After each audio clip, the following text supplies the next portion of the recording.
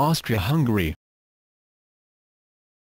Austria-Hungary was a constitutional union of the Empire of Austria and the Apostolic Kingdom of Hungary that existed from 1867 to 1918, when it collapsed as a result of defeat in World War I.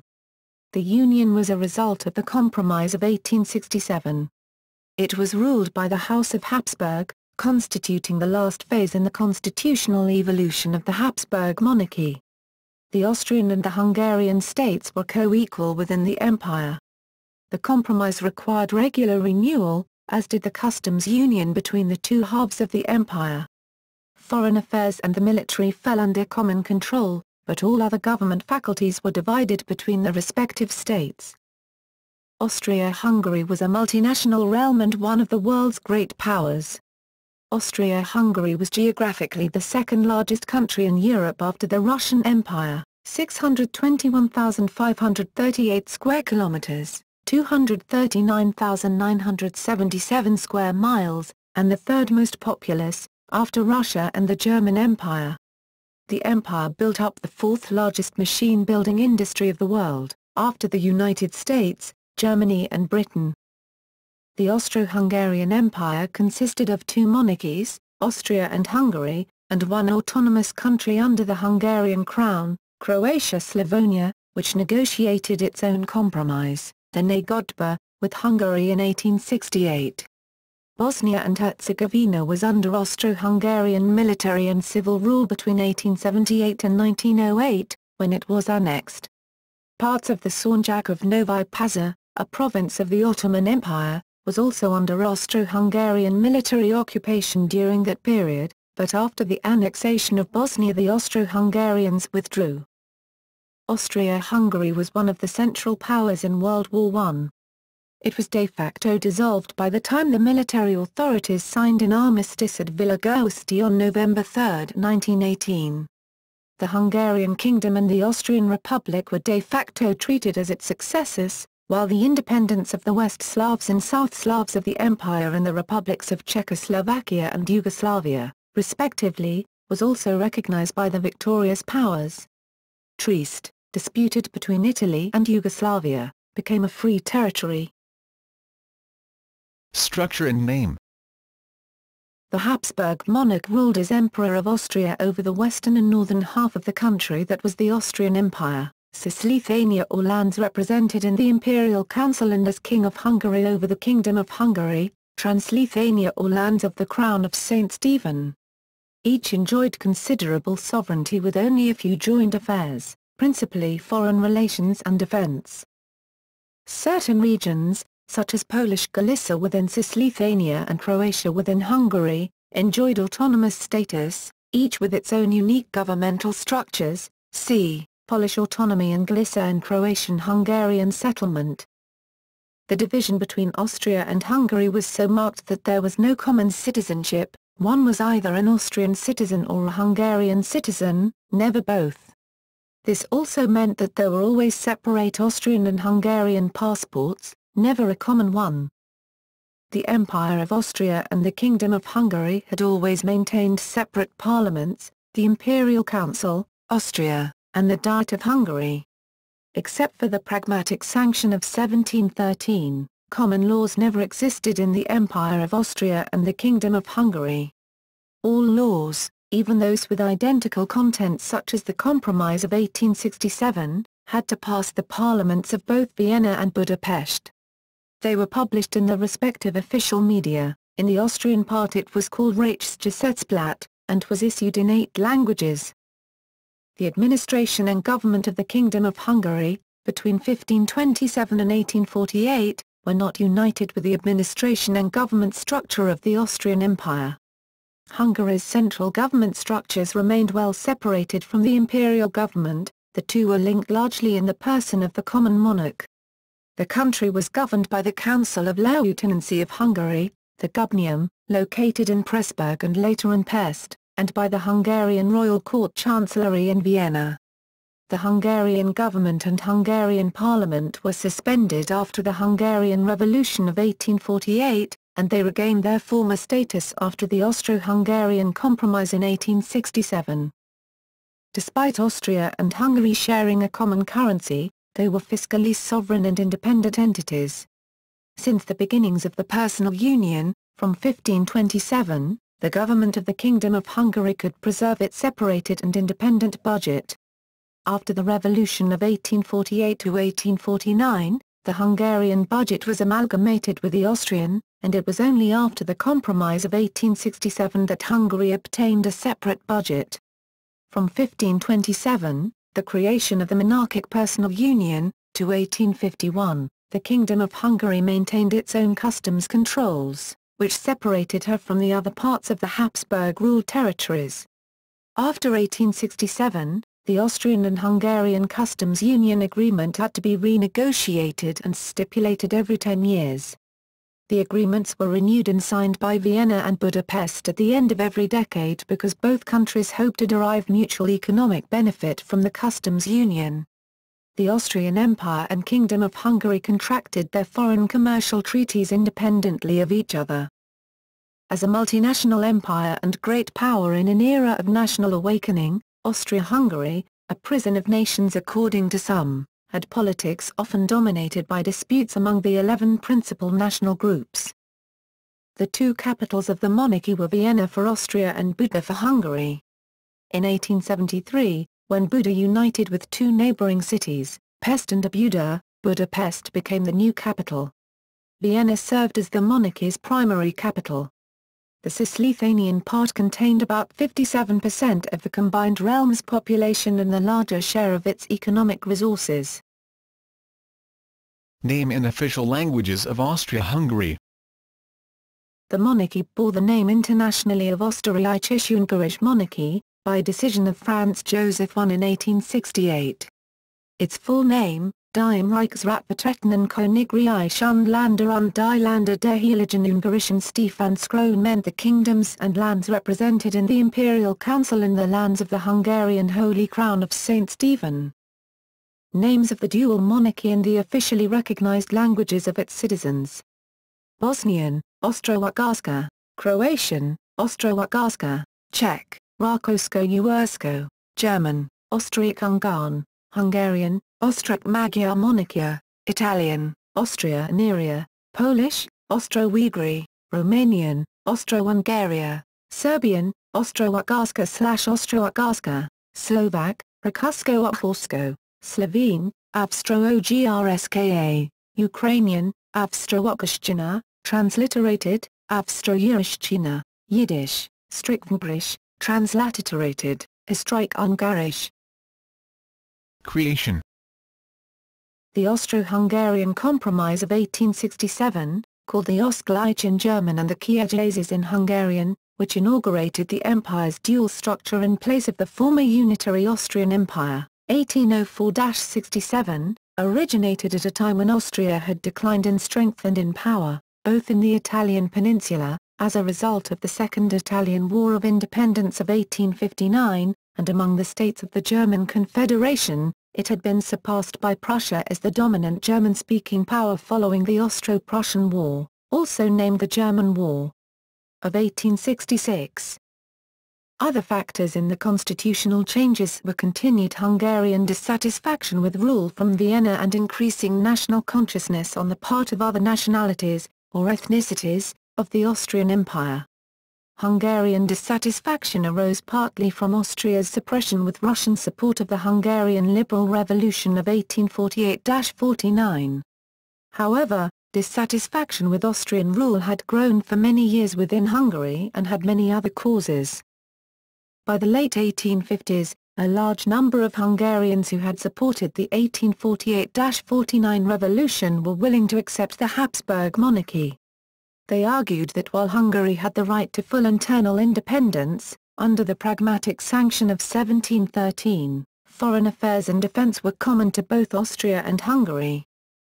After the Austrian defeat at Königgrätz, the government realized it needed to reconcile with Hungary to regain the status of a great power. The new foreign minister, Count Friedrich Ferdinand von Beust, wanted to conclude the stalemated negotiations with the Hungarians. To secure the monarchy, Emperor Franz Joseph began negotiations for a compromise with the Hungarian nobility, led by Ferenc Deák, to ensure their support. In particular, Hungarian leaders demanded and received the emperor's coronation as King of Hungary and the re-establishment of a separate parliament at Budapest with powers to enact laws for the lands of the Holy Crown of Hungary. From 1867 onwards, the abbreviations heading the names of official institutions in Austria-Hungary reflected their responsibility: KU. K. Kaiserlich und Königlich, or imperial and royal, was the label for institutions common to both parts of the monarchy, for example the KUK. Kriegsmarine, war fleet, and, during the war, the KUK. Army, army. There were 3 KUK or joint ministries: the Imperial and Royal Ministry of the Exterior and the Imperial House, the Imperial and Royal War Ministry, the Imperial and Royal Ministry of Finance.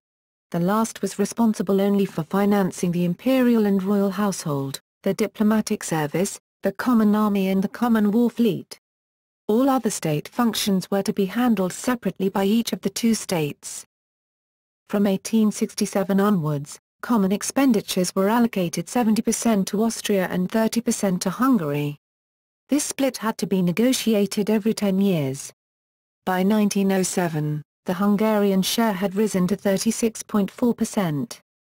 The negotiations in 1917 ended with the dissolution of the dual monarchy. The Common Army changed its label from KK to KUK. Only in 1889 at the request of the Hungarian government. KK. Kaiserlich Königlich, or Imperial Royal, was the term for institutions of Cisleithania, Austria. Royal in this label referred to the Crown of Bohemia, KU. Königlich Ungarisch, or MK. Magyar Király, Hungarian Royal, referred to Transleithania, the lands of the Hungarian crown. Politics and government. Government. There were 3 parts to the rule of the Austro-Hungarian Empire: common foreign, military and joint financial policy under the monarch, the Austrian, or Cisleithanian government, the Hungarian government. Hungary and Austria maintained separate parliaments, each with its own prime minister. Linking coordinating the 2 parliaments fell to a government under the monarch. In this sense Austria-Hungary remained under an authoritarian government, as the Emperor-King appointed both Austrian and Hungarian prime ministers along with their respective cabinets. In the Hungarian half, the king-appointed government was responsible only to the parliament instead of the king, which gave Hungary a great amount of autonomy, especially in internal matters. In the Austrian half, however, the emperor had the power to both appoint and dismiss its prime minister and cabinet members. The monarch's common government, in which its ministers were appointed by the monarch and responsible to him, had the responsibility for the army, for the navy, for foreign policy, and for the customs union. Due to the lack of common law between Austria and Hungary, to conclude identical texts, each parliament elected 60 of its members to form a delegation that discussed motions of the imperial and royal ministries separately and worked towards a compromise. A common ministerial council ruled the common government. It comprised the 3 ministers for the joint responsibilities, joint finance, military, and foreign policy, the 2 prime ministers, some archdukes and the monarch.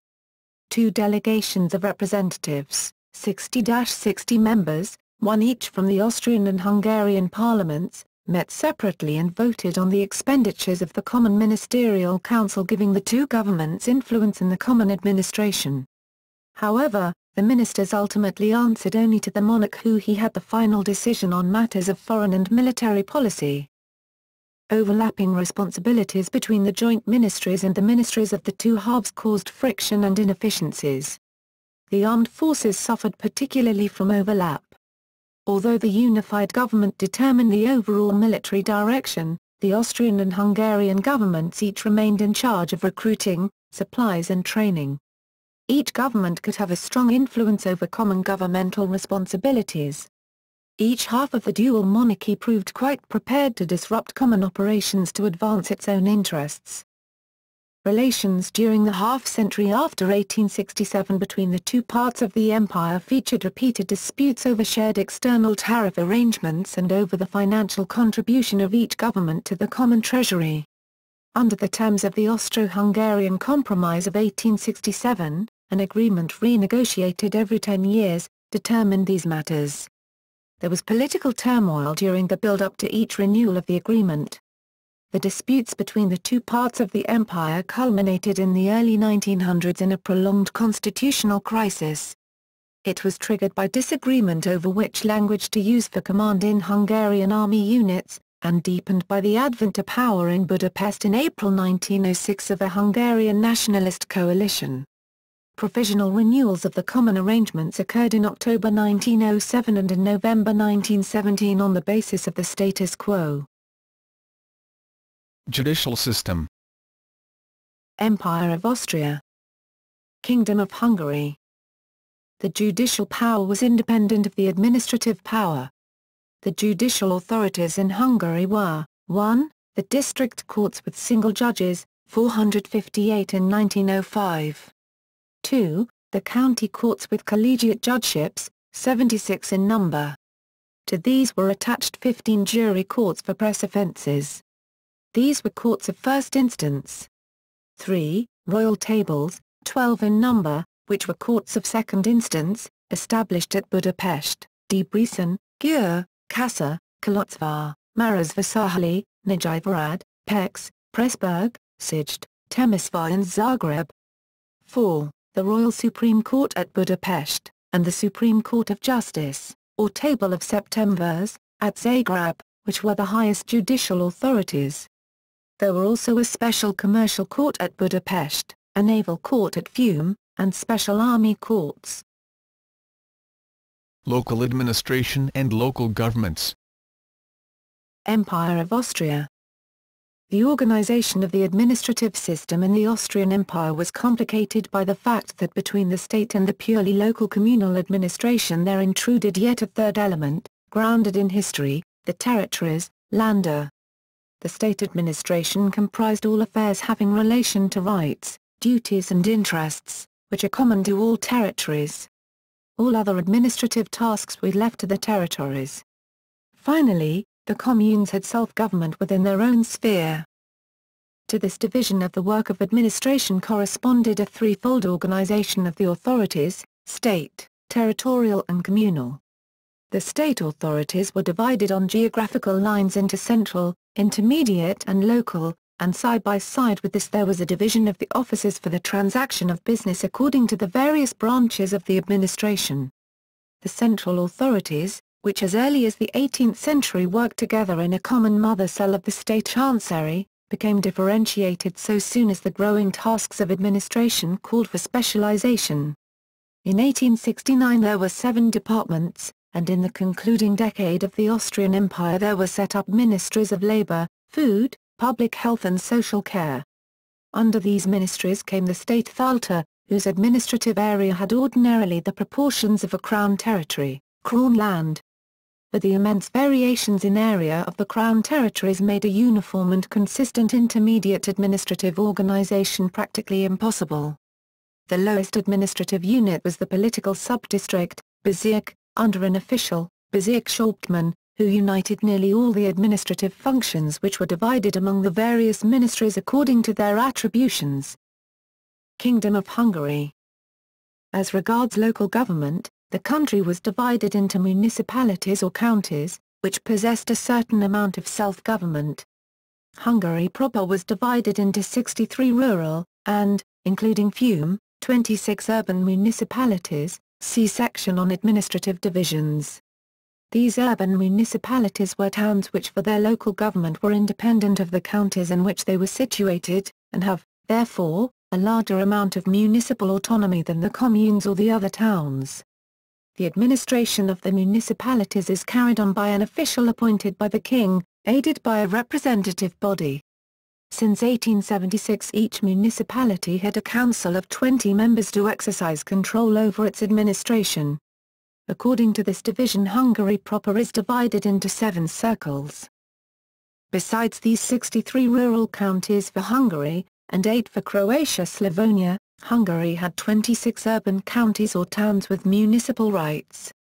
These were Arad, Barja, Debrecen, Győr, Hódmezővásárhely, Kassa, Kecskemét, Kolozsvár, Komárom, Marosvásárhely, Nagyvárad, Pancsova, Pécs, Potsdam, Selmecbánya, Sopron, Sobotka, Szatmárnémeti, Szeged, Székesfehérvár, Temesvár, Vig, Vasek, Zomba, the town of Fiume, and Budapest, the capital of the county.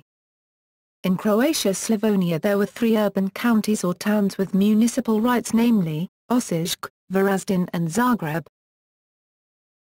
Largest cities of the dual monarchy. Data, census in 1910. Austrian Empire. Kingdom of Hungary. Politics. The first Prime Minister of Hungary after the compromise was Count Gyula Andrássy, 1867–1871.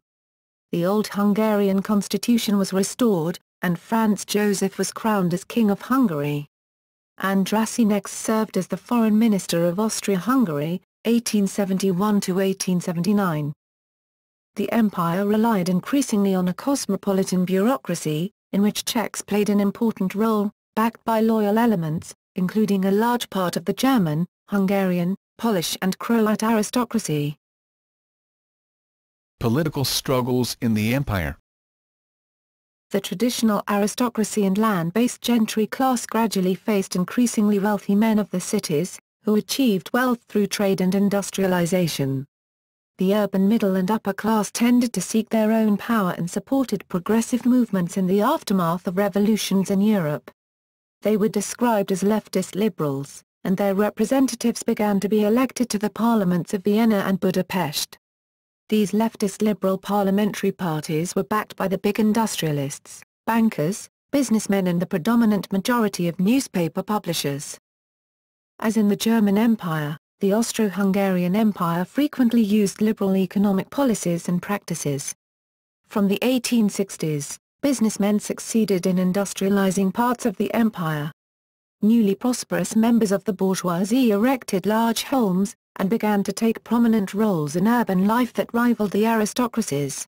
In the early period of the empire, they encouraged the government to seek foreign investment to build up infrastructure, such as railroads, in aid of industrialization, transportation and communications, and development. The influence of liberals in Austria, most of them ethnic Germans, weakened under the leadership of Count Eduard von Taaffe, the Austrian Prime Minister from 1879 to 1893.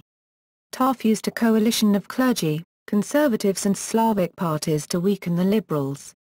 In Bohemia, for example, he authorized Czech as an official language of the bureaucracy and school system, thus breaking the German speakers' monopoly on holding office. Such reforms encouraged other ethnic groups to push for greater autonomy as well. By playing nationalities off one another, the government ensured the monarchy's central role in holding together competing interest groups in an era of rapid change. During the First World War, rising national sentiments and labor movements contributed to strikes, protests and civil unrest in the empire. After the war, Republican, national parties contributed to the disintegration and collapse of the monarchy in Austria and Hungary. Republics were established in Vienna and Budapest. Elections. Foreign policy. The Minister of Foreign Affairs conducted the foreign relations of the dual monarchy, and negotiated treaties. The dual monarchy was created in the wake of a losing war in 1866 with Prussia and Italy. To rebuild Habsburg prestige and gain revenge against Prussia, Count Friedrich Ferdinand von Beust became Foreign Secretary. He hated Prussia's diplomat, Otto von Bismarck, who had repeatedly outmaneuvered him. Beust looked to France and negotiated with Emperor Napoleon III and Italy for an anti-Prussian alliance. No terms could be reached. The decisive victory of Prusso-German armies in the War of 1870 with France and the founding of the German Empire ended all hope of revenge and Beust retired. After being forced out of Germany and Italy, the dual monarchy turned to the Balkans, which were in tumult as nationalistic efforts were trying to end the rule of the Ottomans. Both Russia and Austria-Hungary saw an opportunity to expand in this region. Russia in particular took on the role of protector of the Slavs and the Orthodox Christians. Austria envisioned a multi-ethnic, religiously diverse empire under Vienna's control. Count Gyula Andrássy, a Hungarian who was foreign minister of the empire, 1871–1879, made the centerpiece of his policy one of opposition to Russian expansion in the Balkans and blocking Serbian ambitions to dominate a new South Slav federation. He wanted Germany to ally with Austria, not Russia. When Russia defeated Turkey in a war, the resulting Treaty of San Stefano was seen in Austria as much too favorable for Russia and its Orthodox Slavic goals. The Congress of Berlin in 1878 let Austria occupy and, but not annex, the province of Bosnia and Herzegovina, a predominantly Slavic area. In 1914, Slavic militants in Bosnia rejected Austria's plan to fully absorb the area.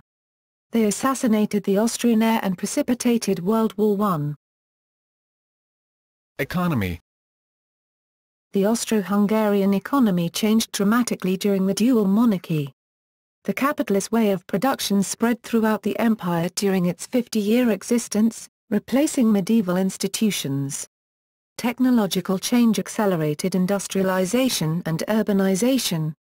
The first Austrian stock exchange, the Wiener Börse, was opened in 1771 in Vienna, the first stock exchange of the Kingdom of Hungary, the Budapest Stock Exchange, was opened in Budapest in 1864.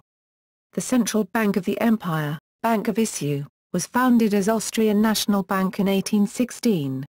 In 1878, it transformed into Austro-Hungarian National Bank with principal offices in both Vienna and Budapest.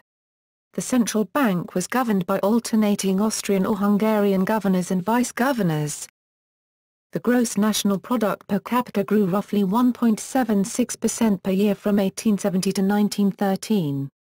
That level of growth compared very favorably to that of other European nations such as Britain, 1%, France, 1.06%, and Germany, 1.51%. However, in a comparison with Germany and Britain, the Austro-Hungarian economy as a whole still lagged considerably, as sustained modernization had begun much later. Like the German Empire, that of Austria-Hungary frequently employed liberal economic policies and practices.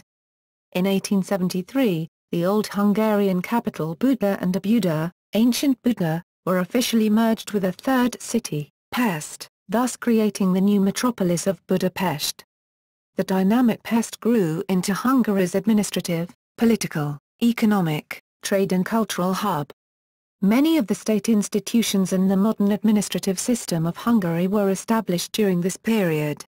Economic growth centered on Vienna and Budapest, the Austrian lands, areas of modern Austria, the Alpine region and the Bohemian lands. In the later years of the 19th century, rapid economic growth spread to the central Hungarian plain and to the Carpathian lands. As a result, wide disparities of development existed within the empire. In general, the western areas became more developed than the eastern. The Kingdom of Hungary became the world's second-largest flour exporter after the United States. The large Hungarian food exports were not limited to neighboring Germany and Italy. Hungary became the most important foreign food supplier of the large cities and industrial centers of the United Kingdom.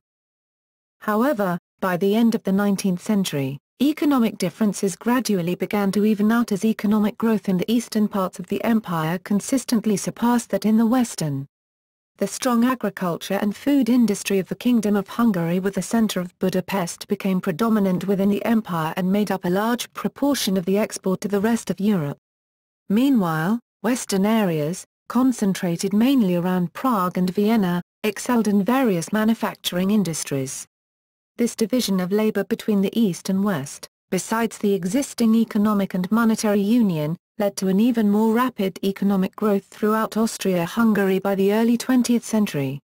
Austria could preserve its dominance within the empire in the sectors of the First Industrial Revolution, but Hungary had a better position in the industries of the Second Industrial Revolution. In these modern industrial sectors the Austrian competition could not become overwhelming. The empire's heavy industry had mostly focused on machine building, especially for the electric power industry, locomotive industry and automotive industry, while in light industry the precision mechanics industry was the most dominant. Through the years leading up to World War I the country became the fourth biggest machine manufacturer in the world. The two most important trading partners were traditionally Germany, 1910, 48% of all exports, 39% of all imports, and Great Britain, 1910, almost 10% of all exports, 8% of all imports. The third most important partner was the United States, it followed by Russia, France, Switzerland, Romania, the Balkan states and South America. Trade with the geographically neighboring Russia, however, had a relatively low weight, 1910, 3% of all exports/mainly machinery for Russia, 7% of all imports/mainly raw materials from Russia. Automotive industry. Austrian Empire.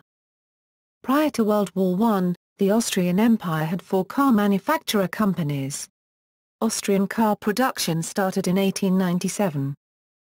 These were, Austro-Daimler in Wiener Neustadt, cars, trucks, buses, Graf and Stift in Vienna, cars, Lorin and Clement in Mlada-Boleslav, motorcycles, cars, and Lohner Worker in Vienna, cars. Kingdom of Hungary. Prior to World War I, the Kingdom of Hungary had 4 car manufacturer companies. Hungarian car production started in 1900.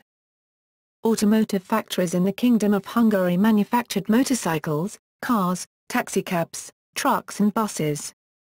These were, the Ganz Company in Budapest, RABA Automobile and Győr, MAG, later Magamobil, in Budapest, and Marta, Hungarian Automobile Joint Stock Company Arad, in Arad.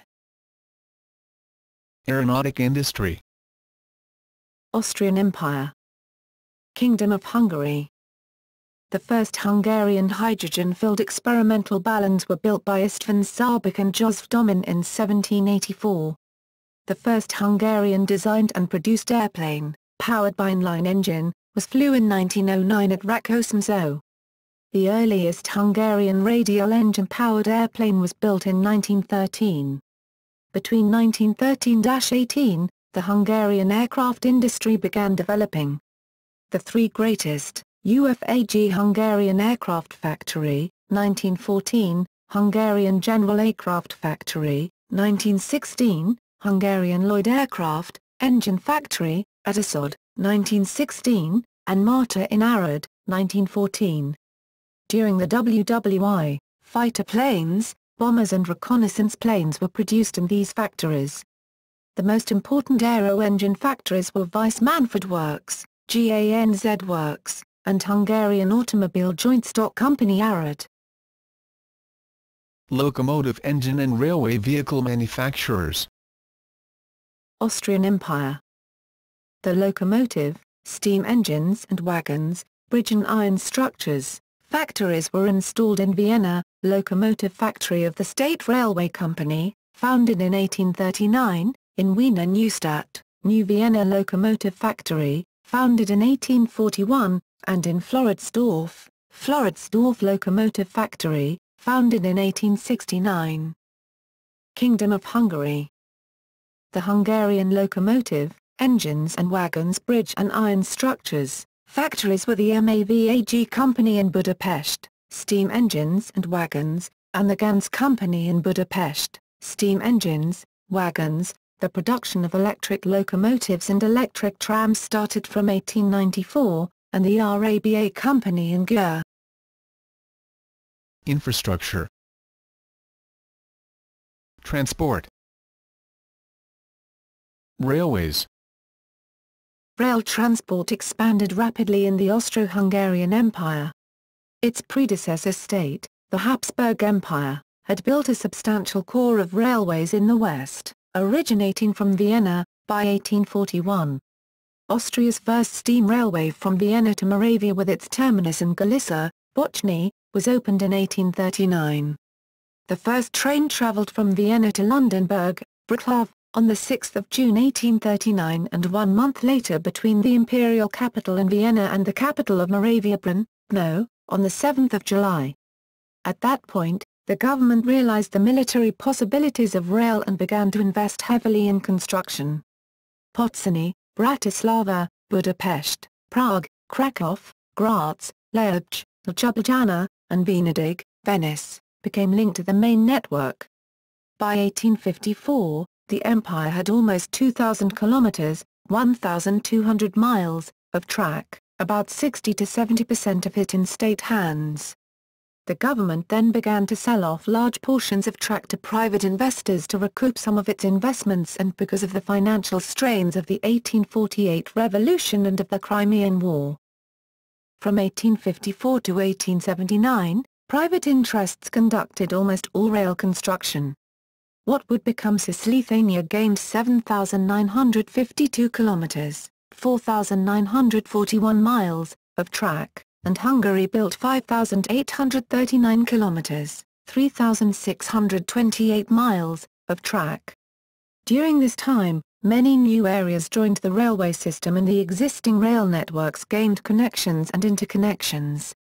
This period marked the beginning of widespread rail transportation in Austria-Hungary, and also the integration of transportation systems in the area. Railways allowed the empire to integrate its economy far more than previously possible, when transportation depended on rivers.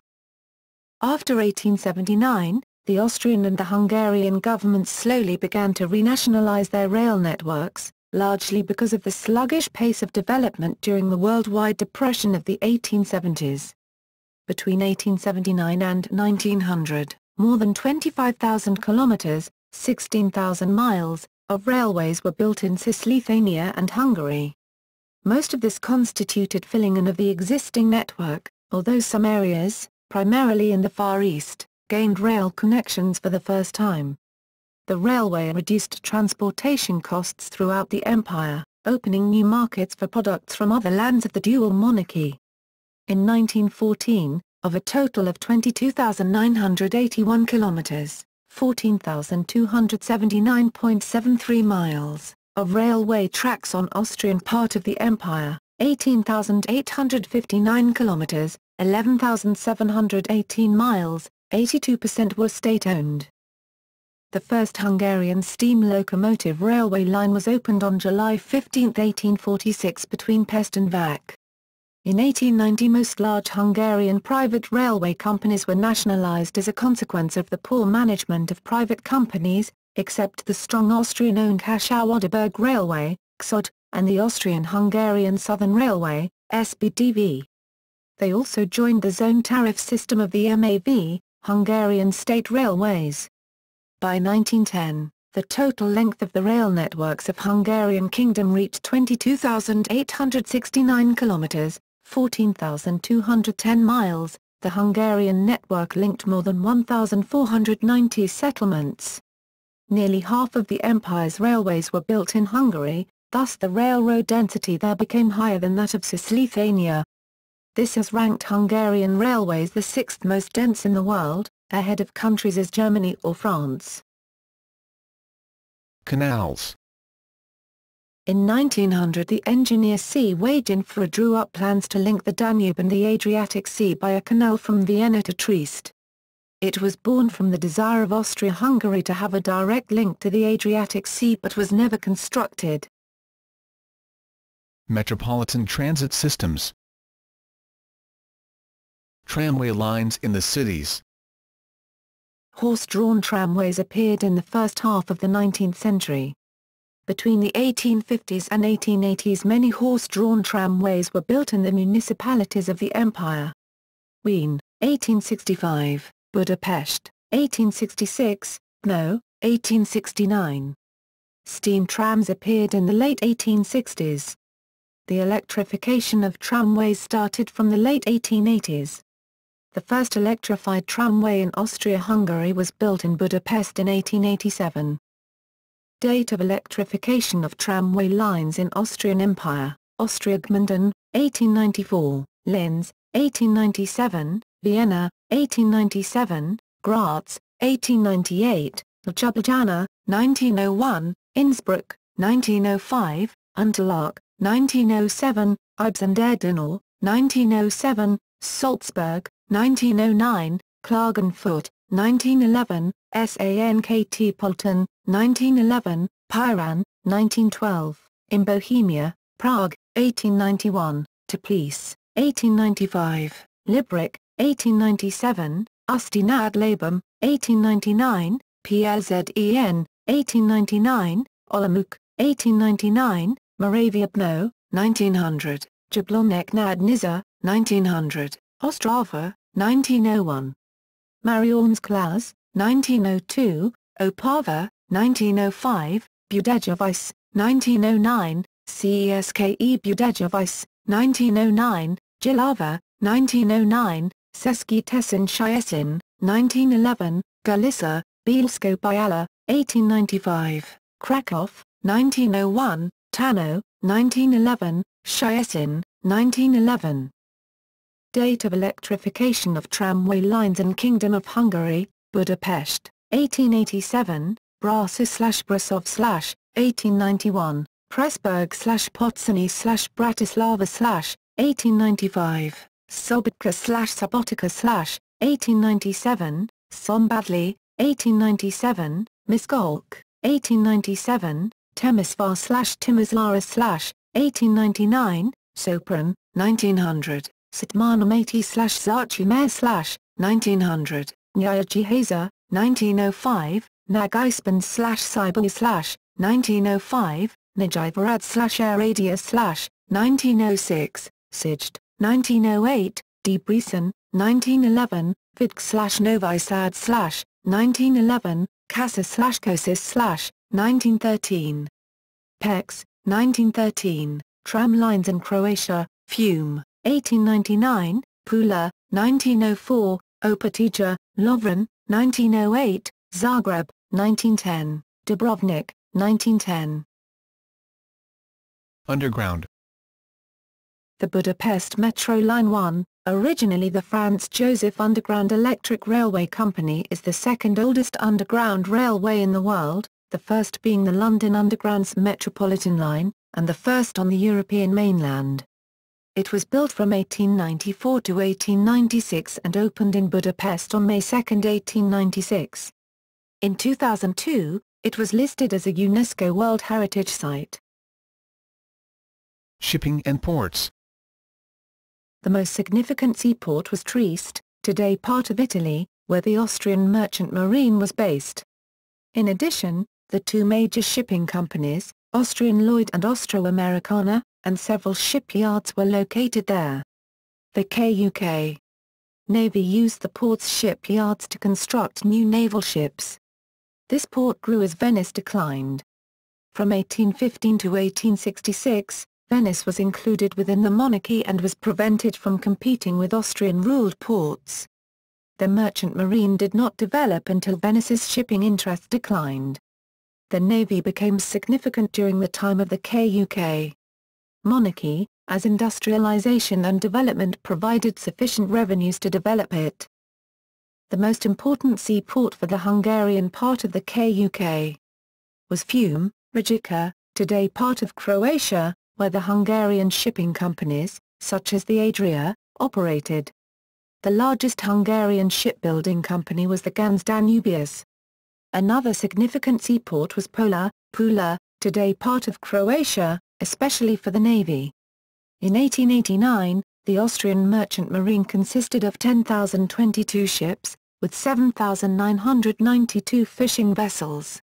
The coast and sea trade had a total of 1,859 sailboats with crews of 6,489 men and a load capacity of 140,838 tons. And 171 steamers with a load capacity of 96,323 tons and a crew of 3,199 men. The first Danubian steamer company, Die Norddampfschiffahrtsgesellschaft, DDSG, was the largest inland shipping company in the world until the collapse of the KUK. The Austrian Lloyd was one of the biggest ocean shipping companies of the time. Prior to the beginning of World War I, the company owned 65 middle-sized and large steamers. The Austro-Americana owned one-third of them, including the biggest Austrian passenger ship, the SS Kaiser Franz Joseph I. In comparison to the Austrian Lloyd, the Austro-American concentrated on destinations in North and South America. Telecommunication. Telegraph. In 1847, the first telegraph connection, Vienna, no, Prague, started operation. The first telegraph station on Hungarian territory was opened in December 1847 in Pressburg/Potsdam/Bratislava/. In 1848, during the Hungarian Revolution, another telegraph center was built in Buda to connect the most important governmental centers. The first telegraph connection between Vienna and Pest, Buda, later Budapest, was constructed in 1850. Also, in 1850, Austria joined a telegraph union with German states. Austrian Empire. Kingdom of Hungary. In 1884, 2,406 telegraph post offices operated in the Kingdom of Hungary. By 1914 the number of telegraph offices reached 3,000 in post offices and further 2,400 were installed in the railway stations of the Kingdom of Hungary. Telephone. The first telephone exchange was opened in Budapest, May 1, 1881, the second was Vienna, June 3, 1881, the third was opened in Prague, August 11, 1882. Austrian Empire. In 1916 in the Austrian Empire there were 366 million calls, among them 8.4 million long-distant calls. Kingdom of Hungary. All telephone exchanges of the cities and towns in Kingdom of Hungary were linked in 1893. By 1914, more than 2,000 settlements had telephone exchange in Kingdom of Hungary. Ethnic relations. In July 1849, the Hungarian Revolutionary Parliament proclaimed and enacted the first laws on ethnic and minority rights in the world. The next such laws were in Switzerland, but these were overturned after the Russian and Austrian armies crushed the Hungarian Revolution. After the Kingdom of Hungary reached a compromise with the Habsburg dynasty in 1867, one of the first acts of its restored parliament was to pass a law on nationalities, Act No. XLIV of 1868. It was a liberal piece of legislation, and offered extensive language and cultural rights. It did not recognize non-Hungarians to have rights to form states with any territorial autonomy. The Austro-Hungarian Compromise of 1867 created the semi-independent states of Hungary and Austria linked by personal union under a common monarch. The Hungarian majority asserted more of their identity within the Kingdom of Hungary. The nationalism of German speakers prevalent in the Empire of Austria created tension between ethnic Germans and ethnic Czechs. In addition, the emergence of national identity in the newly independent Romania and Serbia also contributed to ethnic issues in the empire. Article 19 of the 1867 Basic State Act, Staatsgrundgesetz, valid only for the Cisleithanian, Austrian, part of Austria-Hungary, said. The implementation of this principle led to several disputes, as it was not clear which languages could be regarded as customary. The Germans, the traditional bureaucratic, capitalist and cultural elite, demanded the recognition of their language as a customary language in every part of the empire. Italian was regarded as an old culture language, Kultursprache, by German intellectuals and had always been granted equal rights as an official language of the empire, but the Germans had difficulty in accepting the Slavic languages as equal to their own. On one occasion Count Auersperg, Anastasius Grun, entered the Diet of Carniola carrying what he claimed to be the whole corpus of Slovene literature under his arm. This was to demonstrate that the Slovene language could not be substituted for German as the language of higher education. The following years saw official recognition of several languages, at least in Austria. From 1867, laws awarded Croatian equal status with Italian in Dalmatia. From 1882, There was a Slovene majority in the Diet of Carniola and in the capital Ljubljana. They ruled to replace German with Slovene as their primary official language. Galicia designated Polish instead of German in 1869 as the customary language of government. The Poles systematically disregarded the large Ukrainian minority in their territory, and did not grant Ukrainian the status of an official language. The language disputes were most fiercely fought in Bohemia, where the Czech speakers formed a majority and sought equal status for their language to German.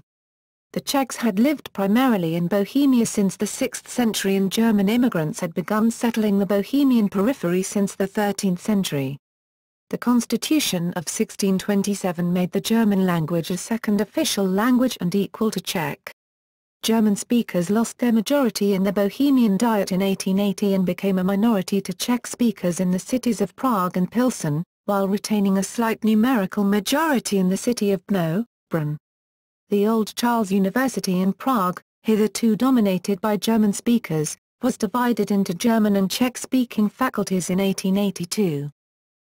At the same time, Hungarian dominance faced challenges from the local majorities of Romanians in Transylvania and in the Eastern Banat, Slovaks in today's Slovakia, and Croats and Serbs in the Crown lands of Croatia and of Dalmatia, today's Croatia, in Bosnia and Herzegovina, and in the provinces known as the Vojvodina, today's northern Serbia. The Romanians and the Serbs began to agitate for union with their fellow nationalists and language speakers in the newly founded states of Romania, 1859-78, and Serbia. Hungary's leaders were generally less willing than their Austrian counterparts to share power with their subject minorities, but they granted a large measure of autonomy to Croatia in 1868.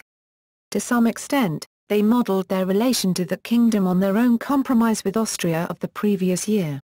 In spite of nominal autonomy, the Croatian government was an economic and administrative part of Hungary, which the Croatians resented. In the triune kingdom of Croatia and Bosnia and Herzegovina, many advocated the idea of a trialist Austro-Hungaro-Croatian monarchy. Among the supporters of the idea were Archduke Leopold Salvator, Archduke Franz Ferdinand and Emperor and King Charles I. IV, who during his short reign supported the trialist idea only to be vetoed by the Hungarian government and Count István Tisza. The Count finally signed the trialist proclamation after heavy pressure from the king on October 23, 1918. One day after the king. Language was one of the most contentious issues in Austro-Hungarian politics. All governments faced difficult and divisive hurdles in deciding on the languages of government and of instruction. The minorities sought the widest opportunities for education in their own languages, as well as in the dominant languages, Hungarian and German. By the Ordinance of April 5, 1897, the Austrian Prime Minister Count Casimir Felix Badini gave Czech equal standing with German in the internal government of Bohemia. This led to a crisis because of nationalist German agitation throughout the empire. The Crown dismissed Badini. The Hungarian Minority Act of 1868 gave the minorities, Slovaks, Romanians, Serbs, al. individual, but not also communal, rights to use their language in offices, schools, although in practice often only in those founded by them and not by the state, courts and municipalities, if 20% of the deputies demanded it. From June 1907, all public and private schools in Hungary were obliged to ensure that after the 4th grade, the pupils could express themselves fluently in Hungarian. This led to the closing of several minority schools, devoted mostly to the Slovak and Rusine languages. The two kingdoms sometimes divided their spheres of influence. According to Misha Glenny in his book, The Balkans, 1804-1999, the Austrians responded to Hungarian support of Czechs by supporting the Croatian national movement in Zagreb. In recognition that he reigned in a multi-ethnic country, Emperor Franz Joseph spoke, and used, German, Hungarian and Czech fluently, and Polish and Italian to some degree. In 1914, Jews in the empire numbered about 2 million. Their position was ambiguous. Anti-Semitic parties and movements existed, but the governments of Vienna and Budapest did not initiate pogroms or implement official anti-Semitic policies. They feared that such ethnic violence could ignite other ethnic minorities and escalate out of control. The anti-Semitic parties remained on the periphery of the political sphere due to their low popularity among voters in the parliamentary elections.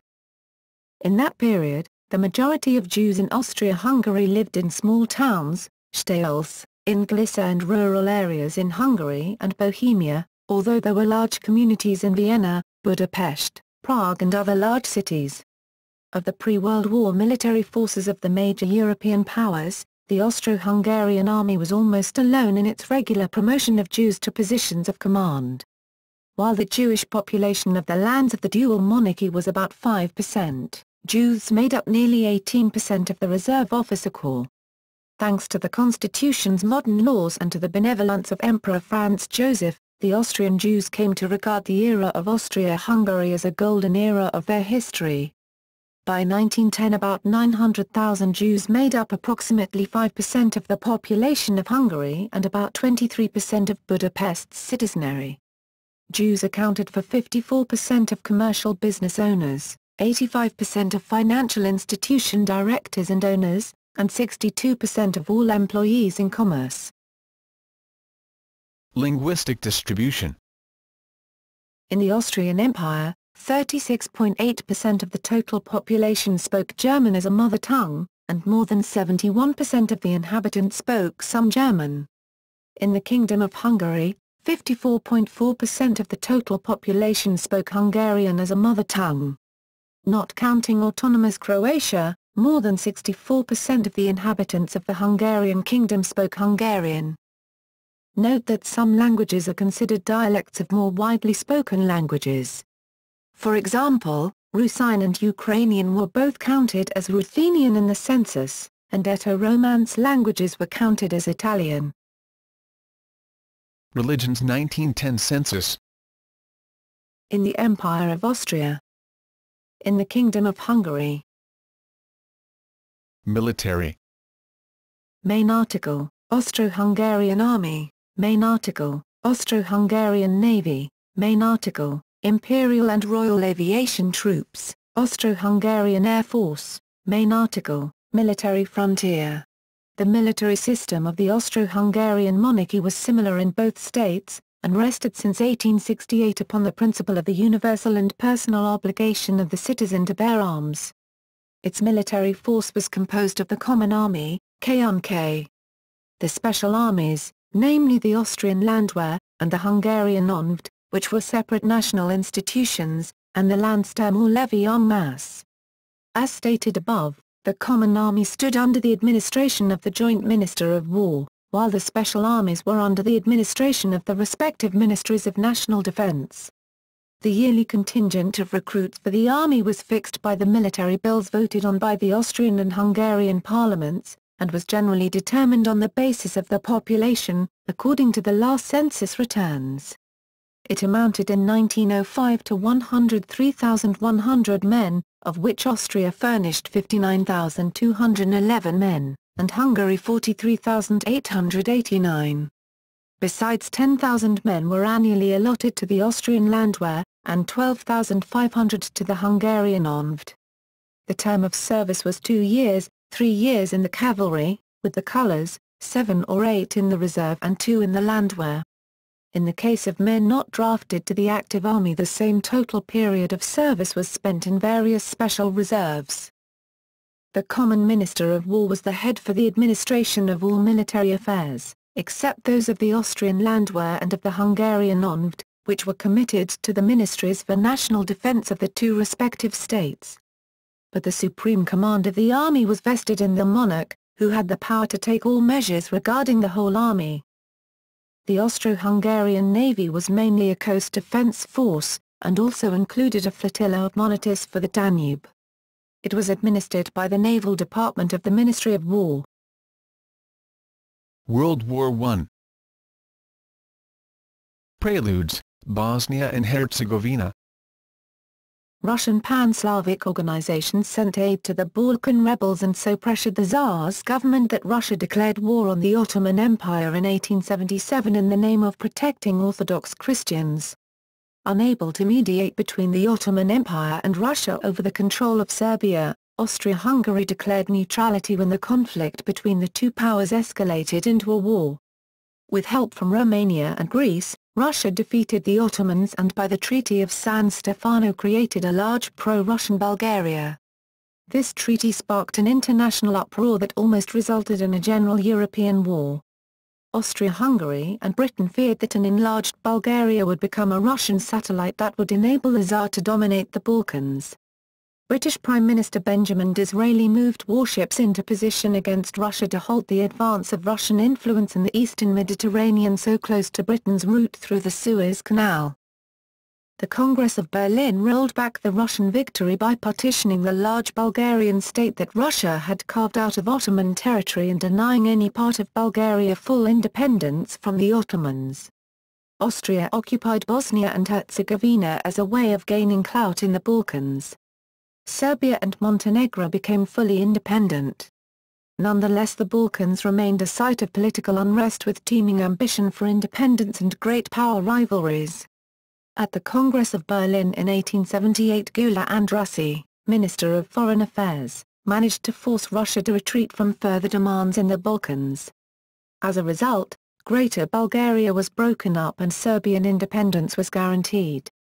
In that year, with Britain's support, Austria-Hungary stationed troops in Bosnia to prevent the Russians from expanding into nearby Serbia. In another measure to keep the Russians out of the Balkans, Austria-Hungary formed an alliance, the Mediterranean Entente, with Britain and Italy in 1887 and concluded mutual defence pacts with Germany in 1879 and Romania in 1883 against a possible Russian attack. Following the Congress of Berlin, the European powers attempted to guarantee stability through a complex series of alliances and treaties.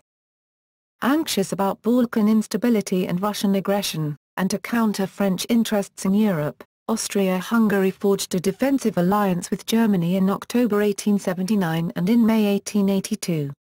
In October 1882, Italy joined this partnership in the Triple Alliance largely because of Italy's imperial rivalries with France. Tensions between Russia and Austria-Hungary remained high, so Bismarck replaced the League of the Three Emperors with a reinsurance treaty with Russia to keep the Habsburgs from recklessly starting a war over Pan-Slavism.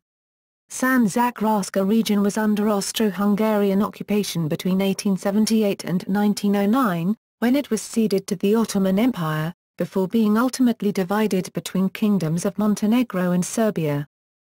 On the heels of the Great Balkan Crisis, Austro-Hungarian forces occupied Bosnia and Herzegovina in August 1878 and the monarchy eventually annexed Bosnia and Herzegovina in October 1908 as a common holding of Psi and Transleithania under the control of the Imperial and Royal Finance Ministry rather than attaching it to either territorial government. This occupation was a response to Russia's advances into Bessarabia.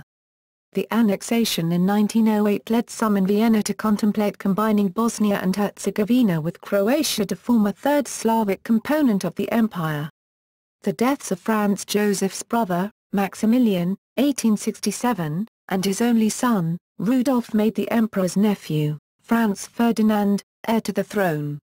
The Archduke was rumoured to have been an advocate for this trialism as a means to limit the power of the Hungarian aristocracy.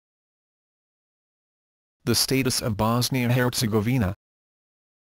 A proclamation issued on the occasion of its annexation to the Habsburg Monarchy in 1908 promised these lands constitutional institutions, which should secure to their inhabitants full civil rights and a share in the management of their own affairs by means of a local representative assembly. In performance of this promise, a constitution was promulgated in 1910. This included a territorial statute, Landesstatut, with the setting up of a territorial diet, regulations for the election and procedure of the diet, a law of associations, a law of public meetings, and a law dealing with the district councils. According to this statute, Bosnia-Herzegovina formed a single administrative territory under the responsible direction and supervision of the Ministry of Finance of the dual monarchy in Vienna. The administration of the country, together with the carrying out of the laws, devolved upon the territorial government in Sarajevo, which was subordinate and responsible to the Common Ministry of Finance. the existing judicial and administrative authorities of the territory retained their previous organization and functions. That statute introduced the modern rights and laws in Bosnia, Herzegovina, and it guaranteed generally the civil rights of the inhabitants of the territory, namely citizenship, personal liberty, protection by the competent judicial authorities, liberty of creed and conscience, preservation of the national individuality and language, freedom of speech, freedom of learning and education, inviolability of the domicile, secrecy of posts and telegraphs, inviolability of property, the right of petition, and finally the right of holding meetings. The Bosnian Diet, Sabor, set up consisted of a single chamber, elected on the principle of the representation of interests. It numbered 92 members. Of these 20 consisted of representatives of all the religious confessions, the President of the Supreme Court, the President of the Chamber of Advocates, the President of the Chamber of Commerce, and the Mayor of Sarajevo. In addition to these were 72 deputies, elected by 3 curiae or electoral groups. The first curia included the large landowners, the highest taxpayers, and people who had reached a certain standard of education without regard to the amount they paid in taxes. To the second curia belonged inhabitants of the towns not qualified to vote in the first. To the third, country dwellers disqualified in the same way. With this curial system was combined the grouping of the mandates and of the electors according to the 3 dominant creeds, Catholic, Serbian Orthodox, Muslim. To the adherents of other creeds the right was conceded of voting with one or other of the religious electoral bodies within the curia to which they belonged. Sarajevo assassination. On June 28, 1914, Archduke Franz Ferdinand visited the Bosnian capital, Sarajevo.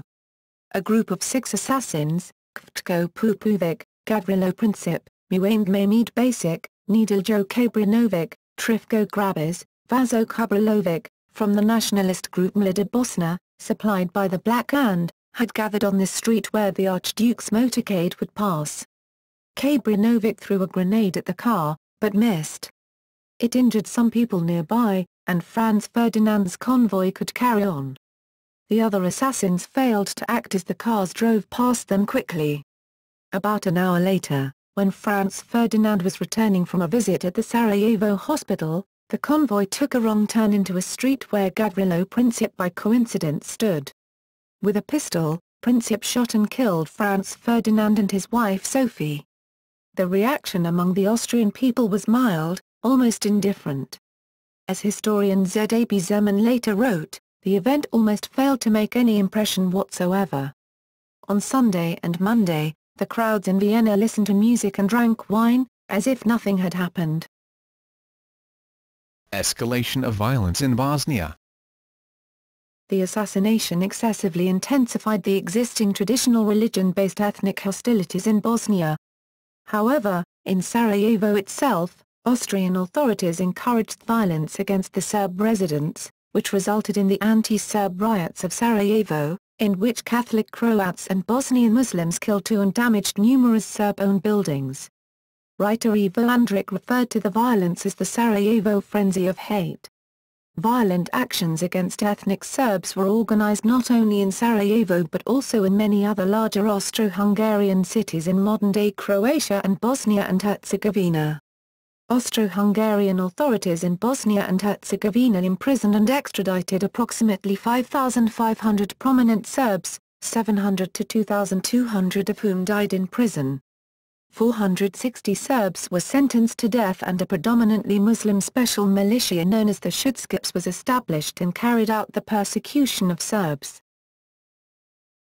Decision for war. While the Empire's military spending had not even doubled since the 1878 Congress of Berlin, Germany's spending had risen 5-fold, and the British, Russian, and French expenditures 3-fold. The Empire had lost ethnic Italian areas to Piedmont because of nationalist movements that had swept through Italy, and many Austro-Hungarians perceived as imminent the threat of losing to Serbia the southern territories inhabited by Slavs. Serbia had recently gained considerable territory in the Second Balkan War of 1913, causing much distress in government circles in Vienna and Budapest. former ambassador and foreign minister Count Louis Inthal had assumed that any future war would be in the Balkan region. Hungarian Prime Minister and political scientist István Tisza opposed the expansion of the empire on the Balkan, see Bosnian crisis in 1908, because the dual monarchy already had too many Slavs, which would further threaten the integrity of the dual monarchy. In March 1914, Tisza wrote a memorandum to Emperor Francis Joseph. His letter had strongly apocalyptic, predictive and embittered tone. He used exactly the hitherto unknown Weltkrieg, means world war, phrase in his letter. It is my firm conviction that Germany's two neighbors are carefully proceeding with military preparations, but will not start the war so long as they have not attained a grouping of the Balkan states against us that confronts the monarchy with an attack from three sides and pins down the majority of our forces on our eastern and southern front. On the day of the assassination of Franz Ferdinand, Tisza immediately travelled to Vienna where he met Minister of Foreign Affairs Count Berchtold and Army Commander Konrad von Hotzendorf. They proposed to solve the dispute with arms, attacking Serbia. Tisza proposed to give the government of Serbia time to take a stand as to whether it was involved in the organization of the murder and proposed a peaceful resolution, arguing that the international situation would settle soon. Returning to Budapest, he wrote to Franz Joseph saying he would not take any responsibility for the armed conflict because there was no proof that Serbia had plotted the assassination. Tisza opposed a war with Serbia, stating, correctly, as it turned out, that any war with the Serbs was bound to trigger a war with Russia and hence a general European war. He did not trust in the Italian alliance, due to the political aftermath of the Second Italian War of Independence. He thought that even a successful Austro-Hungarian war would be disastrous for the integrity of Kingdom of Hungary, where Hungary would be the next victim of Austrian politics. After a successful war against Serbia, Tisza adumbrated a possible Austrian military attack against Kingdom Hungary, where the Austrians want to break up the territory of Hungary. Some members of the government, such as Count Franz Konrad von Hotzendorf, had wanted to confront the resurgent Serbian nation for some years in a preventive war, but the emperor, 84 years old and an enemy of all adventures, disapproved. But now the leaders of Austria-Hungary, especially General Count Leopold von Berchtold, backed by its ally Germany, decided to confront Serbia militarily before it could incite a revolt. Using the assassination as an excuse, he presented a list of 10 demands called the July Ultimatum, expecting Serbia would never accept. When Serbia accepted 9 of the 10 demands but only partially accepted the remaining 1, Austria-Hungary declared war. Franz Joseph I finally followed the urgent counsel of his top advisers. Over the course of July and August 1914, these events caused the start of World War I, as Russia mobilized in support of Serbia, setting off a series of counter-mobilizations. Italy initially remained neutral, although it had an alliance with Austria-Hungary. In 1915, it switched to the side of the Entente powers, hoping to gain territory from its former ally. Main events. General von Hotzendorf was the chief of the Austro-Hungarian General Staff. Franz Joseph I, who was much too old to command the army, appointed Archduke Friedrich von Austriach-Teschen as Supreme Army Commander, Army Oberkommandant, but asked him to give von Hotzendorf freedom to take any decisions. The latter remained in effective command of the military forces until Emperor Karl I took the supreme command himself in late 1916 and dismissed Konrad von Hotzendorf in 1917. Serbian Front. At the start of the war, the army was divided in two, the smaller part attacked Serbia while the larger part fought against the formidable Russian army. The invasion of Serbia in 1914 was a disaster. By the end of the year, the Austro-Hungarian army had taken no territory but had lost 227,000 out of a total force of 450,000 men, see Serbian Campaign, World War I. However, in autumn 1915, the Serbian army was defeated by the Central Powers, which led to the occupation of Serbia. Near the end of 1915, in a massive rescue operation involving more than 1,000 trips made by Italian, French and British steamers, 260,000 Serb soldiers were transported to Corfu, where they waited for the chance of the victory of Allied powers to reclaim their country. Corfu hosted the Serbian government in exile after the collapse of Serbia, and served as a supply base to the Greek front. In April 1916 a large number of Serbian troops were transported in British and French naval vessels from Corfu to mainland Greece.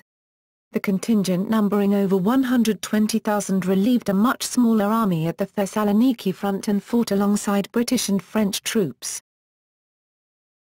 Russian front. On the Eastern Front, the war started out equally poorly. The Austro-Hungarian army was defeated at the Battle of Lemberg and the great fortress city of Psamisa was besieged and fell in March 1915. The Galistano offensive started as a minor German offensive to relieve the pressure of the Russian numerical superiority on the Austro-Hungarians, but the cooperation of the Central Powers resulted in huge Russian losses and the total collapse of the Russian lines, and their 100 kilometers, 62 miles, long retreat into Russia. The Russian Third Army perished. In summer 1915, the Austro-Hungarian army, under a unified command with the Germans, participated in the successful Galistano offensive. From June 1916, the Russians focused their attacks on the Austro-Hungarian army in the Brusilov offensive, recognizing the numerical inferiority of the Austro-Hungarian army.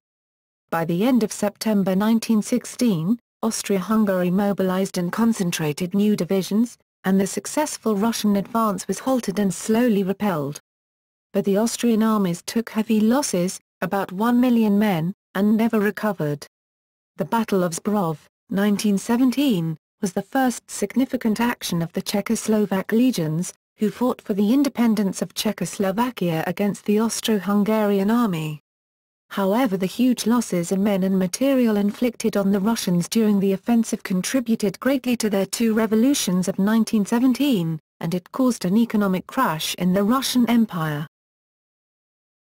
Italian front. In May 1915, Italy attacked Austria-Hungary. Italy was the only military opponent of the empire which had a similar degree of industrialization and economic level. Moreover, her army was numerous, 1 million men were immediately fielded, but suffered poor leadership, training and organization.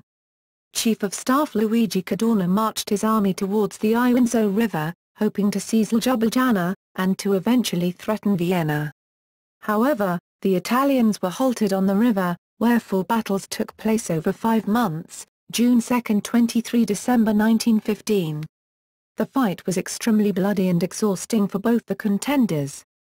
On May 15, 1916, the Austrian Chief of Staff Konrad von Hotzendorf launched the Straf expedition, punitive expedition. The Austrians broke through the opposing front and occupied the Asiago Plateau. The Italians managed to resist and in a counter-offensive, seized Gorizia on August 9. Nonetheless, they had to stop on the Carso, a few kilometers away from the border. At this point, several months of indecisive trench warfare, analogous to the Western Front I, ensued. As the Russian Empire collapsed as a result of the Bolshevik Revolution and Russians ended their involvement in the war, Germans and Austrians were able to move on the Western and Southern fronts much manpower from the erstwhile Eastern fighting. On October 24, 1917, Austrians, now enjoying decisive German support, attacked at Caporetto using new infiltration tactics. Although they advanced more than 100 kilometers, 62.14 miles, in the direction of Venice and gained considerable supplies, they could not cross the Piave River. Italy, although suffering massive casualties, recovered from the blow. A coalition government under Vittorio Emanuele Orlando was formed. Italy also enjoyed support by the Entente powers. By 1918, large amounts of war materials and a few auxiliary American, British, and French divisions arrived in the Italian battle zone. Cadorna was replaced by General Armando Diaz. Under his command, the Italians retook the initiative and won the decisive Battle of the Piave River, 15th to 23rd June 1918, in which some 60,000 Austrian and 43,000 Italian soldiers were killed. The multi-ethnic Austro-Hungarian Empire started to disintegrate, leaving its army alone on the battlefields. The final battle was at Vittorio Veneto. After 4 days of stiff resistance, Italian troops crossed the Pie River, and after losing 90,000 men the defeated Austrian troops retreated in disarray pursued by the Italians. The Regio Esercito captured 428,000 Austrian-Hungarian soldiers, 24 of which were generals, 5,600 cannons and mortars, 4,000 machine guns. The military breakdown also marked the start of the rebellion for the numerous ethnicities who made up the multi-ethnic empire, as they refused to keep on fighting for a cause which now appeared senseless. These events marked the end of Austria-Hungary, which collapsed on October 31, 1918. The armistice was signed at Villa Giusti on November 3. Romanian Front.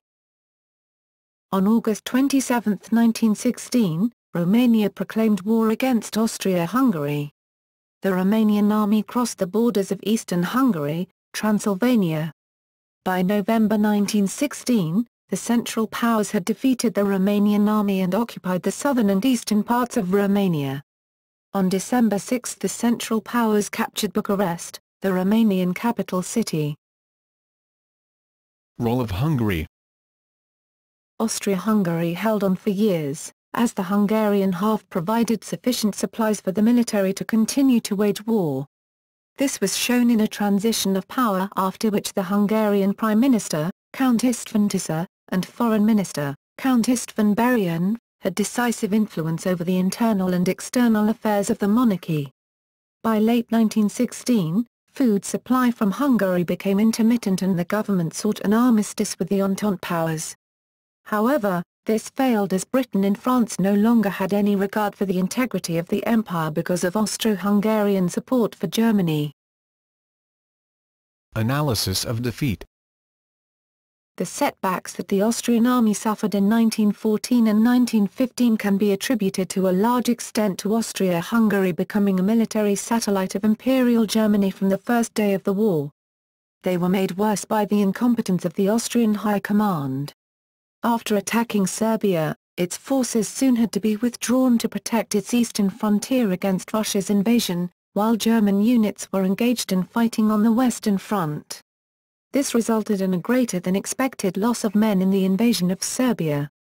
Furthermore, it became evident that the Austrian High Command had had no plans for a possible continental war and that the army and navy were also ill-equipped to handle such a conflict. From 1916, the Austro-Hungarian war effort became more and more subordinated to the direction of German planners.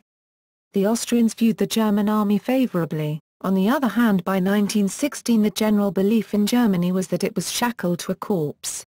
The operational capability of the Austro-Hungarian army was seriously affected by supply shortages, low morale and a high casualty rate, and by the army's composition of multiple ethnicities with different languages and customs.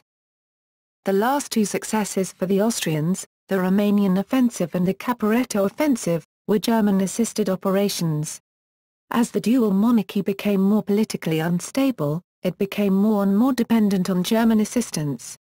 The majority of its people, other than Hungarians and German Austrians, became increasingly restless. In 1917, the eastern front of the Allied, Entente, powers completely collapsed.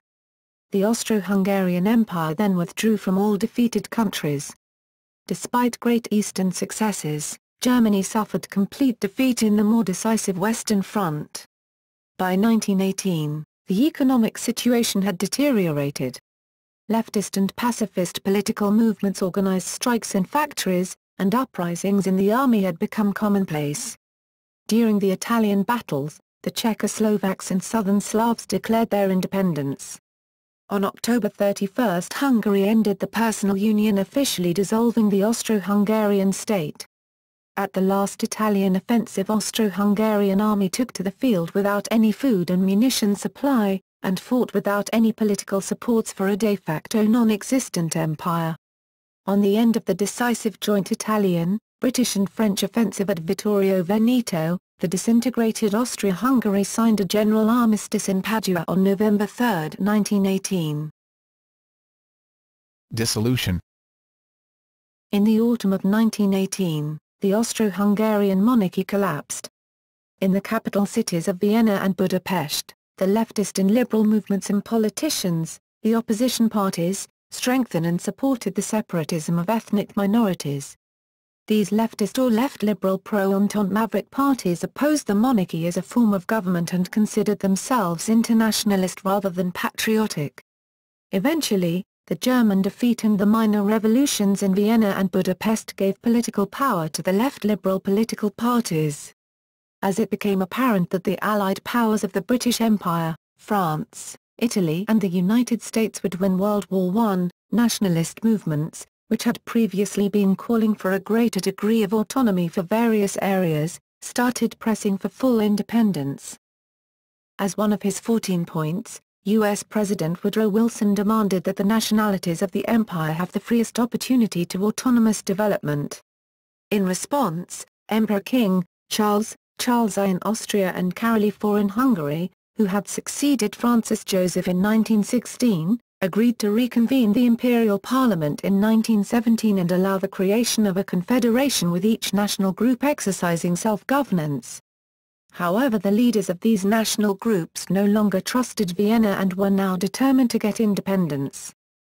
On October 14, 1918, Foreign Minister Baron Istvan Berian von Rage asked for an armistice based on the 14 points. In an apparent attempt to demonstrate good faith, Charles issued a proclamation, Imperial Manifesto of October 16, 1918, 2 days later, which would have significantly altered the structure of the Austrian half of the monarchy. The Polish-majority regions of Galicia and Ludomria were to be granted the option of seceding from the empire, and it was understood that they would join their ethnic brethren in Russia and Germany in forming a Polish state. The rest of Cisleithania was transformed into a federal union composed of 4 parts: German, Czech, South Slav and Ukrainian. Each of these was to be governed by a national council that would negotiate the future of the empire with Vienna, and Trieste was to receive a special status. No such proclamation could be issued in Hungary, where Hungarian aristocrats still believed they could subdue other nationalities and maintain the Holy Kingdom of St. Stephen. It was all in vain. 4 days later, on October 18, United States Secretary of State Robert Lansing replied that the Allies were now committed to the causes of the Czechs, Slovaks and South Slavs. Therefore, Lansing said, autonomy for the nationalities, the 10th of the 14 points, was no longer enough and Washington could not deal on the basis of the 14 points anymore. In fact, a Czechoslovak provisional government had joined the Allies on October 14. The South Slavs in both halves of the empire had already declared in favor of uniting with Serbia in a large South Slav state by way of the 1917 Corfu Declaration signed by members of the Yugoslav Committee. The Lansing Note was, in effect, the death certificate of Austria-Hungary. The national councils had already begun acting more or less as provisional governments of independent countries. With defeat in the war imminent after the Italian offensive in the Battle of Vittorio Veneto on October 24, Czech politicians peacefully took over command in Prague on October 28, later declared the birthday of Czechoslovakia, and followed up in other major cities in the next few days. On October 30, the Slovaks followed in Martin. The Croatians began ignoring orders from Budapest in early October. On October 29, the Slavs in both portions of what remained of the empire declared their independence. The South Slavs formed the state of Slavons, Croats and Serbs as a prelude to uniting with Serbia, while the Czechs and Slovaks formally proclaimed the establishment of Czechoslovakia as an independent state. Charles' last Hungarian Prime Minister, Mérő Károly, terminated the personal union with Austria by October 31, officially dissolving the Austro-Hungarian state. Consequences.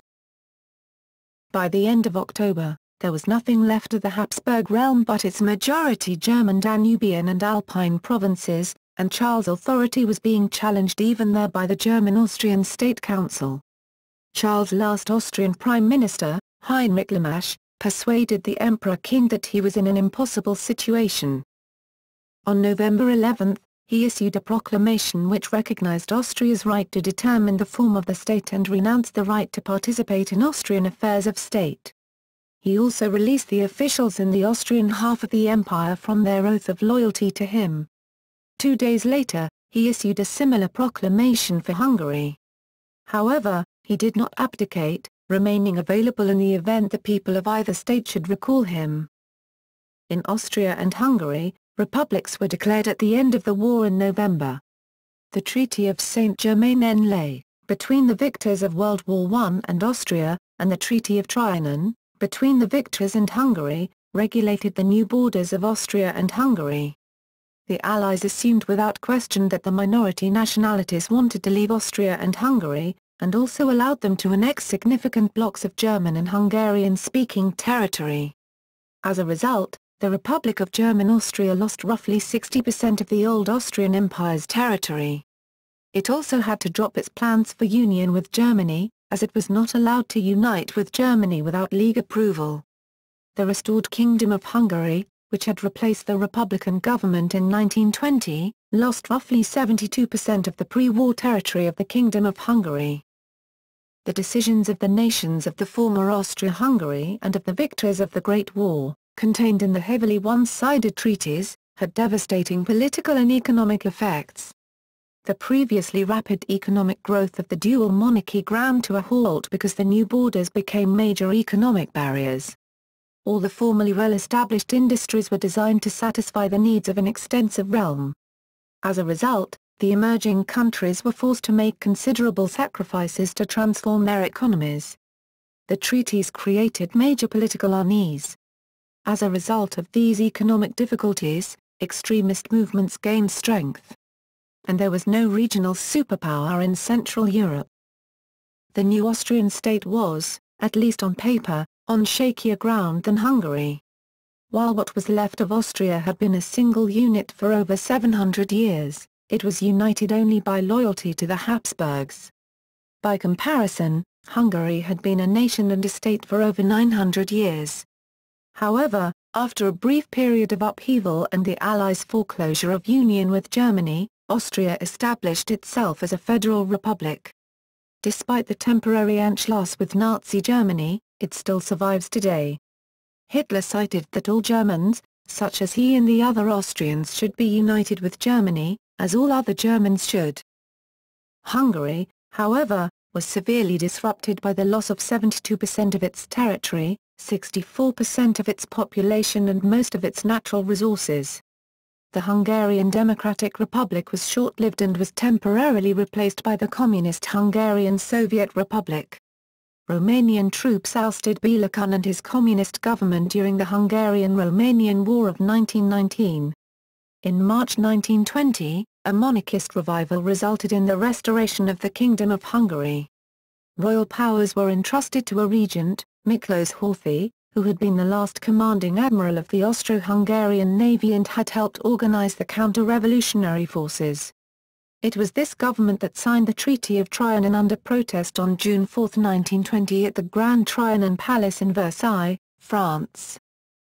In March and again in October 1921, ill-prepared attempts by Charles to regain the throne in Budapest collapsed. The initially wavering Horthy, after receiving threats of intervention from the Allied powers and neighboring countries, refused his cooperation. Subsequently, the British took custody of Charles and removed him and his family to the Portuguese island of Madeira, where he died the following year. Successor states.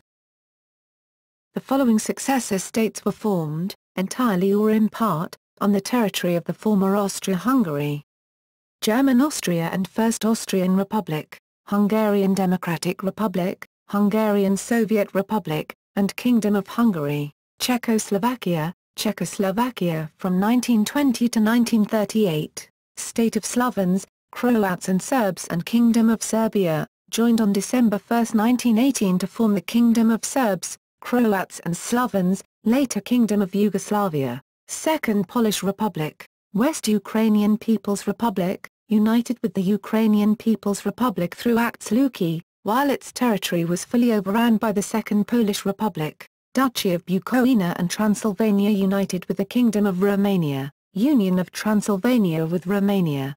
Austro-Hungarian lands were also ceded to the Kingdom of Romania and the Kingdom of Italy. The Principality of Liechtenstein, which had formerly looked to Vienna for protection, formed a customs and defense union with Switzerland, and adopted the Swiss currency instead of the Austrian. In April 1919, Vorarlberg, the westernmost province of Austria, voted by a large majority to join Switzerland. However, both the Swiss and the Allies disregarded this result. Territorial legacy. The following present-day countries and parts of countries were located within the boundaries of Austria-Hungary when the empire was dissolved. Empire of Austria, Cisleithania. Austria, with the exception of Burgenland, Czech Republic, with the exception of the Lisinsko area, Slovenia, with the exception of Prekmaj, Italy, Trentino, South Tyrol, parts of the province of Belluno and small portions of Friuli Venetia Giulia, Croatia, Dalmatia, Istria, Poland, voivodeships of Lesser Poland, Subcarpathia, southernmost part of Silesia, Bielsko and Shyesin, Ukraine, oblasts of Lviv, Ivano-Frankivsk, Ternopil, except its northern corner, and most of the oblast of Chernovtsi, Romania, county of Sueva, Montenegro, Bay of Boka Kotorska, the coast and the immediate hinterland around the cities of Budva, Petrovac and Sutomor. Kingdom of Hungary, Transleithania.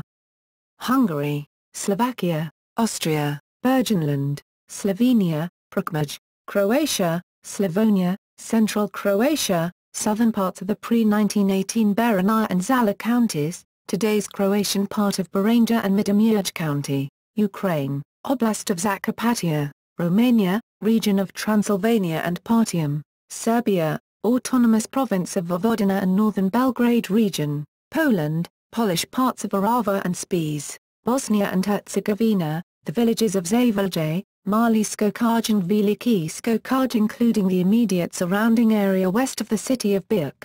Austro-Hungarian condominium.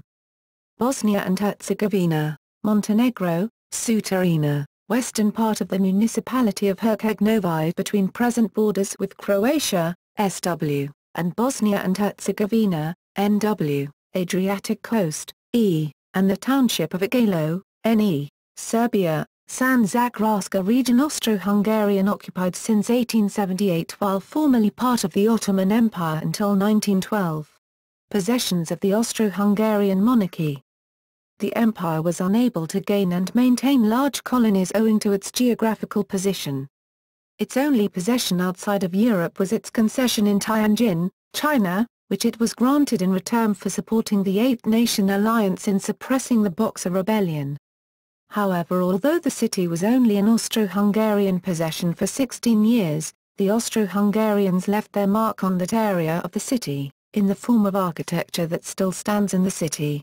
Other parts of Europe had been part of the Habsburg Monarchy once but had left it before its dissolution in 1918. Prominent examples are the regions of Lombardy and Veneto in Italy, Silesia in Poland, most of Belgium and Serbia, and parts of northern Switzerland and southwestern Germany. He persuaded the government to search out foreign investment to build up infrastructure such as railroads. Despite these measures, Austria-Hungary remained resolutely monarchist and authoritarian. The public was drawn into foreign policy. The music halls and newspapers of England echoed in new jingoism or political sloganeering that throbbed with sentiments of war. We don't want to fight, but by jingo if we do / we've got the ships, we've got the men, we've got the money too. The other great powers, however, did not want a Europe-wide war, and in 1878 they attempted to revive the concert of Europe by meeting at Berlin under the auspices of Bismarck, who was a calming presence on the diplomatic scene. Flags and heraldry. Flags. Although Austria-Hungary did not have a common flag, a national flag could not exist since both halves of the dual monarchy consisted of inhabitants of several nationalities. A common civil ensign, introduced in 1869, did exist. Until 1918, the KUK war fleet continued to carry the Austrian ensign it had used since 1786. And the regiments of the KUK Army carried the double eagle flags they had used before 1867, as they had a long history in many cases. New ensigns created in 1915 had not been implemented until 1918 due to the war. At state functions, in Austria black-yellow and in Hungary red-white-green were exposed. The colours black-yellow were used as the flag of the Austrian part. Transleithania, on the other hand, legally didn't have its own flag. According to Croatian-Hungarian settlement, Art. 62 and 63, in all joint Croatian and Hungarian affairs symbols of both Croatia and Hungary respectively had to be used. For instance, whenever joint Hungarian-Croatian Parliament held its session in Budapest, Croatian and Hungarian flags were both hoisted on the Parliament building in Budapest. In Vienna, in front of Habsburg Manor, while black and yellow flag was flown for Cisleithania, both Croatian and Hungarian flags were flown for Transleithania. Proper Hungary used a red-white-green tricolour defaced with the Hungarian coat of arms, sometimes used to represent whole of lands of Crown of St. Stephen. Coat of arms. The double-headed eagle of the Habsburg-Lorraine dynasty was used as the coat of arms of the common institutions of Austria-Hungary between 1867 and 1915. In 1915, a new one was introduced, which combined the coat of arms of the two parts of the empire and that of the dynasty. Additionally, each of the two parts of Austria-Hungary had its own coat of arms.